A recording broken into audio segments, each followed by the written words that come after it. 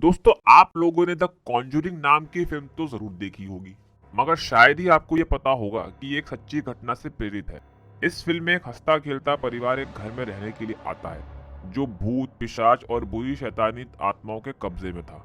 हालांकि जो बातें दिखाई गई हैं वो कुछ हद तक सच है, लेकिन उन घटनाओं की एकदम सटीक जानकारी शायद ना के बराबर लोगों को है। तो आज की इस वीडियो में आपको कॉन्जूरिंग की सच्ची घटनाओं का पता चलेगा।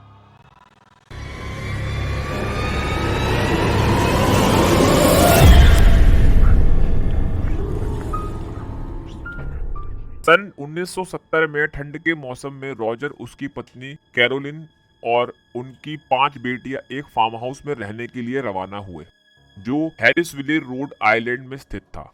ये फार्म हाउस 200 एकड़ में फैला हुआ था और स्थानीय लोग इसे ओल्ड आर्नल्ड स्टेट के नाम से भी जानते थे।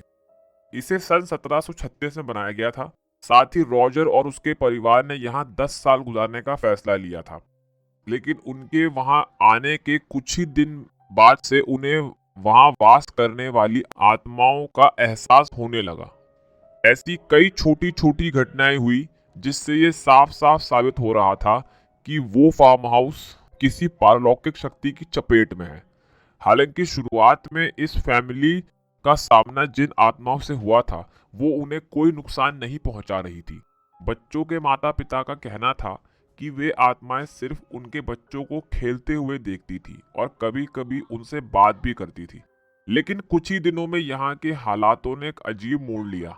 रॉजर और उनके परिवार के घर में असाधारण घटनाएं घटने लगी, खास तौर पे रात को। यहाँ पे बहुत अजीब सी डरावनी आवाजें आती थी। घर में दीवार पे लगे फोटोज अपने आप गिर जाते, सामानों का जगह बदल जाना, यहाँ तक कि कई बार बच्चों का बेड भी हवा में तैरने लगता था। इन सारी हरकतों से ये फैमिली काफी घबरा गई। उन दिनों रात को घर के हॉल में आत्माओं का बसेरा था, खास तौर पे छोटे बच्चों की आत्माएं जो रात भर इस फैमिली को सोने नहीं देती थी। सब कुछ फिर भी काफी कंट्रोल में था, लेकिन उसके बाद यहाँ एक ऐसी आत्मा ने अपना बसेरा बनाया जिससे ये घर बहुत ही ज्यादा भूतिया जगह में तब्दील हो गया। ये रूह जिस औरत की थी उसका नाम बशीबा था। बशीबा ने बच्चों की माँ कैरोलिन को अपना निशाना बनाया और उसे शारीरिक रूप से चोट भी पहुंचाने लगी। माना जाता है कि बशीबा ने ये सब द्वेष में आकर किया। कैरोलिन के लिए ये समय बहुत मुश्किलों से भरा था, क्योंकि बशीबा उसे रात भर जितना हो सके उतनी चोट पहुंचाती।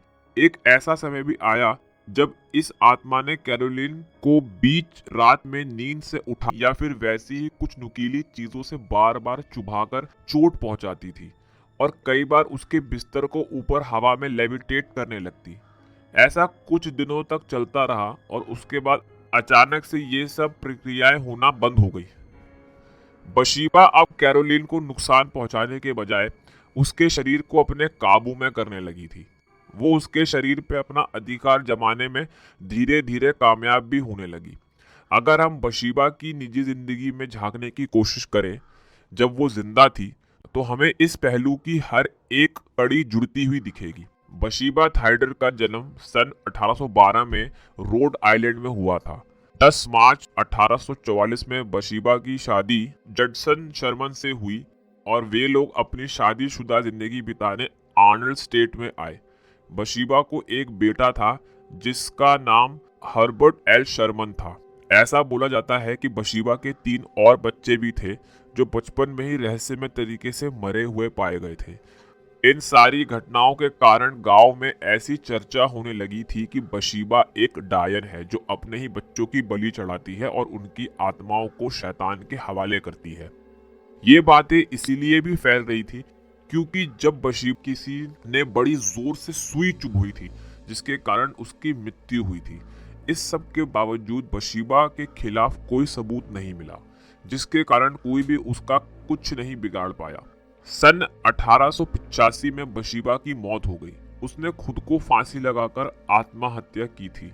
ऐसा उसने क्यों किया ये शायद कोई नहीं जानता।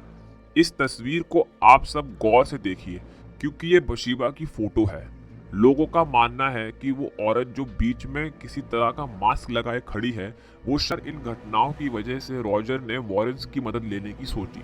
वॉरेन उन दिनों अपनी पैरानॉर्मल रिसर्च और थ्योरीज के लेकर काफी मशहूर थे। उन्होंने कई लोगों की मदद करके उन्हें आत्माओं के चंगुल से बचाया था। जैसे ही वॉरेन ने उस घर में कदम रखा, उन्हें वहां असाधारण शक्तियों का एहसास हुआ। लॉरेन वॉरेन को ये पता लगाने में देर नहीं लगी कि कैरोलिन के शरीर पे अब उसका नियंत्रण नहीं था, बल्कि किसी बहुत ही ताकतवर और शैतानी आत्मा का नियंत्रण था।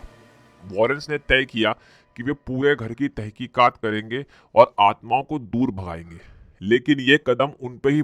फिल्म में हमें ऐसा दिखाया गया है कि वॉरेंस ने एग्जॉर्सिज्म की प्रक्रिया कैरोलिन पर की थी, मगर असल में उन्होंने एग्जॉर्सिज्म किया ही नहीं था।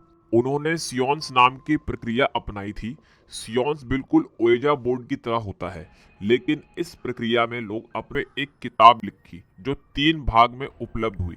इस किताब का नाम house of darkness, house of light है। 2013 में द कॉन्जरिंग फिल्म रिलीज हुई, जिसको डायरेक्ट जेम्स वैन ने किया था, जो एक हिट साबित हुई। जब यह फिल्म बन रही थी, तब लॉरेन ने इसके सेट पे जाके अपनी सलाह दी थी ताकि इस फिल्म का रियलिटी से संबंध जुड़ा रहे।